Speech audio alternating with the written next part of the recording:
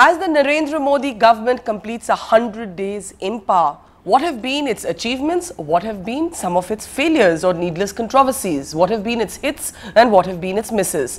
To talk about this and also to take questions on a range of issues, we're joined now by one of the senior most leaders of the party and the government, the Law, Justice, Communication and IT Minister. That's how many responsibilities he's shouldering, Ravi Shankar Prasad. Thank you for making time in the middle of this very busy schedule of yours. Thank you, Barkha. Thank you. Let me start by asking you, what do you personally identify as the biggest achievement and perhaps the biggest area of disappointment where if you had to assess your own performance, you would step back and say, इसमें हमने अच्छा किया, ये हमारा थोड़ा रह गया?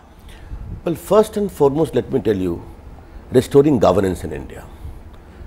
By one stroke, the Prime Minister scrapped 80 plus group of ministers, asked us to take decisions.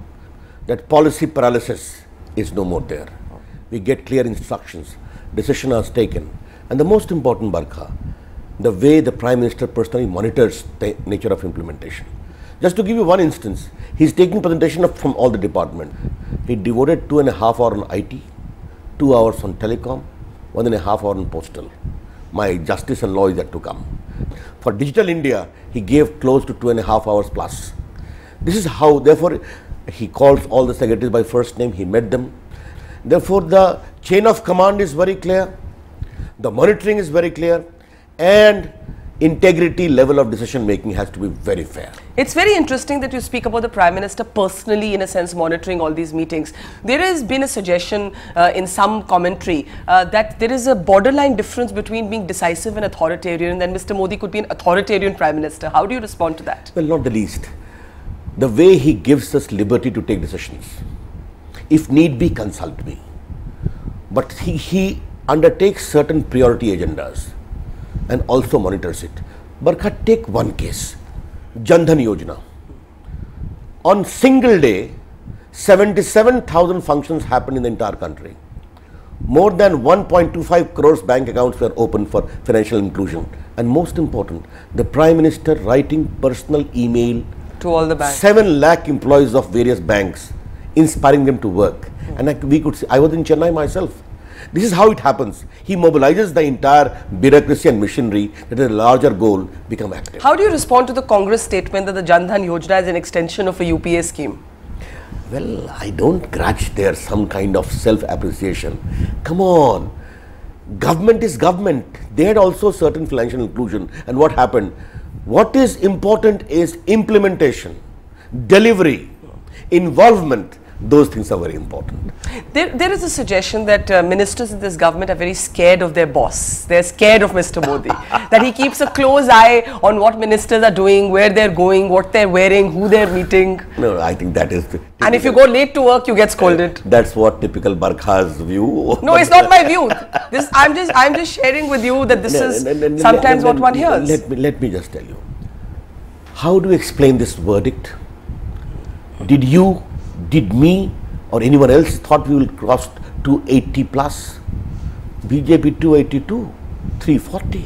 For the first time, governance, leadership, delivery, growth came in the agenda of country's political discourse. And it was epitomized in the persona of Shri Narendra Modi. Therefore, if Mr. Modi is driving governance, nothing wrong. India has suffered for the last 10 years. And Barkha, let me tell you today, earlier I used to criticize. Now I am seeing government from inside. Situation is all the more bad, which we had never imagined. Yes, imagine. That's how I tell you. I want to talk about some areas that come directly under your jurisdiction.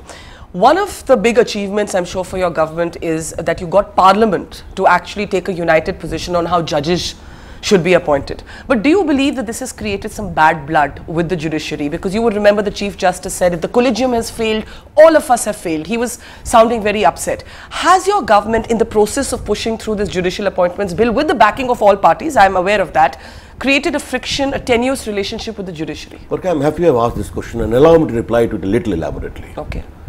Independence of judiciary is sacred and sacrosanct for us. About 5-6 leaders of this government, the Prime Minister, Arun Jaitley, Sushma Swaraj, Venkaiah Naidu, myself, Rajnath Singh, have evolved in the JP movement. Some for 5 years senior, some junior. We fought in the emergency for 3 freedoms. individual, media and judicial integrity. Yes. We have suffered. It is a commitment for us, the first thing I like to say. The second, it was not rushed through at all. It is pending for the last 20 years. We had our commitment in 2002, 2004, 2009, 2014, and we have always supported National Judicial Commission. There are 6 reports of Parliamentary Standing Committee and Venkatachalaya Committee. So you're saying it wasn't a decision taken in haste? Yes, but what is important is that the polity of the country rose with one voice, not even a single dissent. It seemed like a parliament versus judiciary battle. No, not the least. What I said in the parliament, let from the institution of parliament a very clear and ambiguous commitment go that we respect the judiciary and its independence. And you must have seen the nature of debate that happened. And Barkha, today I have to ask one question, since you mentioned something. From 1950 to 1993, the earlier system worked with the executive as a primacy, and 93 and thereafter. Today, Barkha, I am asking you a question. Why we could not produce judges like Krishna Iyer, who were there in the previous dispensation, Vivian Bose, Justice S.R. Das, Gajendra Gadkar, Patanjali Shastri, Muhammad Karim Chagla, outstanding judges who are still a beacon of inspiration. So you're saying there's been a decline in the quality of our judges? I will not make any comment. I know I will have to measure my words. But that is what you're indicating. I am only saying there have been even J.S. Verma, the author of 1993 judgment, yes. He himself said the instrument I have created needs a review. I had never expected it to work like this. But you know, look at what some of our most respected voices, I'll take Fali Nariman. You know him very well, and I know you have said so many times you have a lot of respect for him. Now, in an interview to me, he said that Ravi Shankar Prasad called us for consultation. At that time, I never had the impression he's talking about himself that this bill would come so fast in Parliament. He even went to say maybe Mr. Ravi Shankar Prasad was not in the loop, and he said he never indicated to us that the judges would not be in majority on the panel. How do you respond to Fali Nariman, who's gone to court against now this way of appointing judges? I will again repeat, I have the highest personal regard for Shri Nariman. Right from the day Barkha I was a law student. Allow me to retain that respect for him. He is an institution for India. Yes, he was there, and in that meeting of jurists, there was 99% approval that collegium system needs to go. Including from Mr. Nariman? Yes. Alternative mechanism was different views, I must say, in all fairness. Beyond this, I have no more comment to make. The matter is under still process of ratification by legislatures. Are you confident of getting 15 assemblies to pass it, to ratify it? How can I say I am confident or not confident? Then I will be commenting as the Law Minister of India upon the sovereign right of legislature. I ask you because there was one argument that a constitutional amendment was needed before this bill was brought to Parliament, precisely because the state assembly's ratification is needed. I am very happy, Barkha, you have asked this question. One is the constitutional architecture of National Judicial Commission. Second is the judicial appointment bill, about the manner how it to be appointed. Yes. Barkha, the power of Parliament under Article 246 is summary. And what I had said, first the ratification shall be done, when the President will assent to it, thereafter the second bill will go for his approval. You cannot create a hiatus, isn't it? That the collegium system has gone and the other system hasn't come into being. And secondly, the second bill is a kind of guidance to the state legislatures as to what kind of architecture we have proposed, so that you can either approve it or give suggestions. Barkha, note one thing. There is a lot of pressure on me and the government that the state government and the central government also must nominate judges for consideration. I said no. The name shall originate for the High Court by the Chief Justice or the Commission, and for the case of Supreme Court by the Commission. But what about the argument that the judges should have had the majority presence I'm very on happy. the panel? Let me straight away clarify that. Who is the Chief? The Chief Justice of India. Number 2, number 3 are the judges. The Chief Justice is there in the collegium to select eminent persons with the Prime Minister and the Leader of Opposition or eminent leader. The regulation for detailed functioning shall be framed by the Commission headed by the Chief Justice. The name shall originate by the High Court Chief Justice or others, and in the case of Commission by the Chief Justice. Therefore, Barkha, the dominance of judiciary is very much there. It's equally, it's 50-50. Yes, and one thing more. It's not dominance of judiciary, it's 50-50. No, I'm only telling you, you are presuming that the eminent persons will be at the beck and call of the government, of the executive. Barkha, just let me ask a question which I said in the Parliament.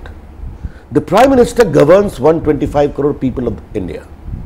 The Chief Justice is the guardian of the judiciary in India. Do you think sitting together, they will not be able to select good, eminent persons. And eminent persons can be eminent jurists as well, because eminent jurists are a part of the larger spectrum of eminent persons. Therefore, I think one thing what I would like to clarify, I am very happy you have raised this issue of veto by 2 members. Yes. One is the voice of dissent, 2 becomes a voice of reason in a group of 6. And in 98 judgment of Supreme Court, the 9th bench has said, if the CJI does not approve of an appointment, don't appoint. And if 2 members of the collegium don't appoint, don't say, then don't appoint. Okay. The same we have followed. And Barkha, lastly, very important, we are creating an architecture for coming 30-40 years. Let there be a healthy balance of executive interference also. Some point of time in future, if Ravi Shankar is not the law minister, some other government, some highly ambitious law minister or very sweeping kind of interfering prime minister, the 2 judges' veto is there to check that. Okay, now you've spoken so much about the stature of the Chief Justice.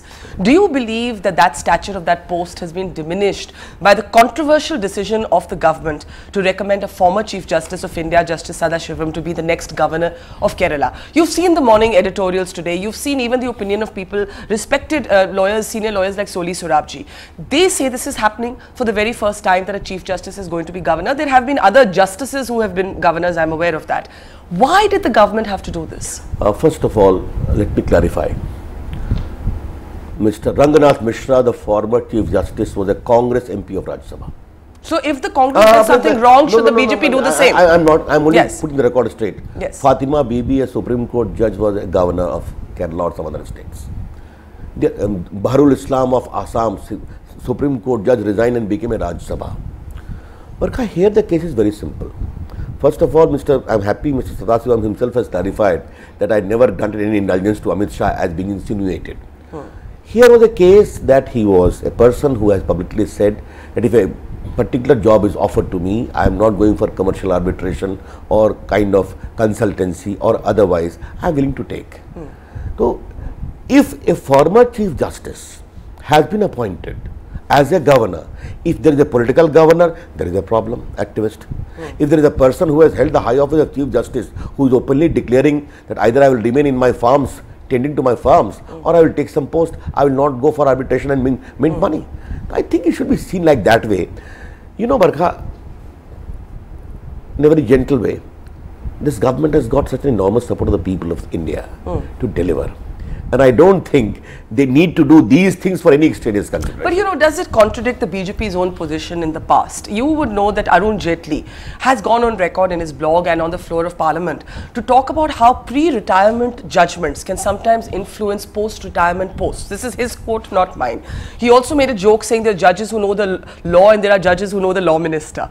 He was the one who initiated this larger debate that post-retirement tenureships for judges create a conflict of interest. This is Arun Jaitley. This is your own senior leader. Are you not contradicting him? No, not the least. That was in the context of enhancing the age of retirement of judges. You know that was also a part of that.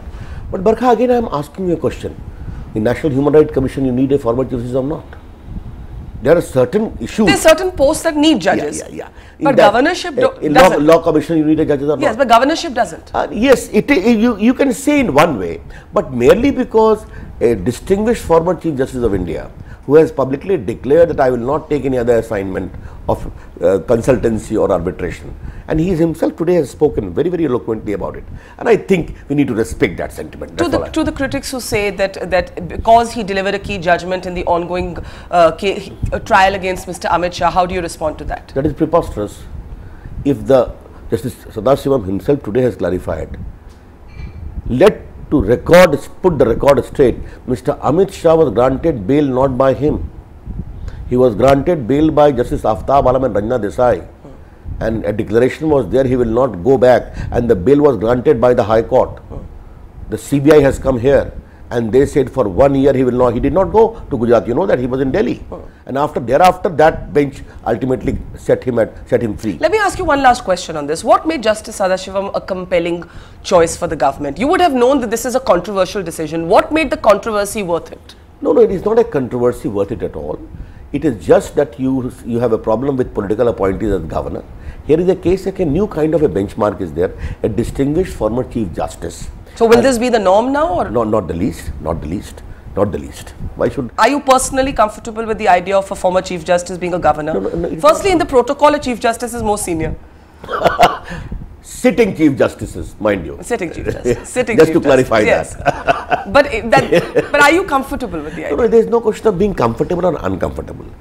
I would say it in a different way, that my government has taken a decision that you have a problem with a lot of all political appointments being made.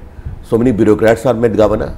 Here is a person of distinction, a person who has served the country well, has been given an assignment when he has openly stated that I don't wish to take any other assignment, as goes on for retired Chief Justices, you know. Let me ask you about something else that is disturbing news emerging out of the CBI. We are now seeing, and this matter is already in court, but I know that as Law and Justice Minister, you will certainly have a view on this. We are seeing a list of accused in different scams actually lining up according to the register available at the gate of the CBI director to meet with him. Now, I know that when we look at the history of your equation with Mr. Ranjit Sinha back in the days of the fodder scam, you were on the other side of the trenches with Mr. Ranjit Sinha. Are you disturbed by these reports that we are seeing in the media? Well, Barkha, I can only say that now I'm the Law Minister of India, and this position requires me to maintain a restraint. The matter is sub judice, except to flag a larger issue. Yes. Director of CBI, in view of the nature of cases is required to be handled and the manner of monitoring by the court, has to maintain certain different standards. He should. In the individual case, I have no comments to offer. But you do feel that the principle of it, that the CBI director, irrespective of who the individual is, to be meeting a stream of accused in different scams that the CBI is investigating at his residence, not just once, but in some cases 90 times, in some cases 70 times. No, from the newspaper report, it appears that has been contested. Yeah, he's contesting the frequency. Yes. But the principle of it, as Law Minister, sir, what do you say? No, don't involve me as a Law Minister. That requires. Okay, as a public citizen. As a public citizen, I would only say that this particular office also required certain standards. And those standards may have been disturbed. But that is not my comment. Rest I leave it. Okay, that matter is in court, and we'll move on from there.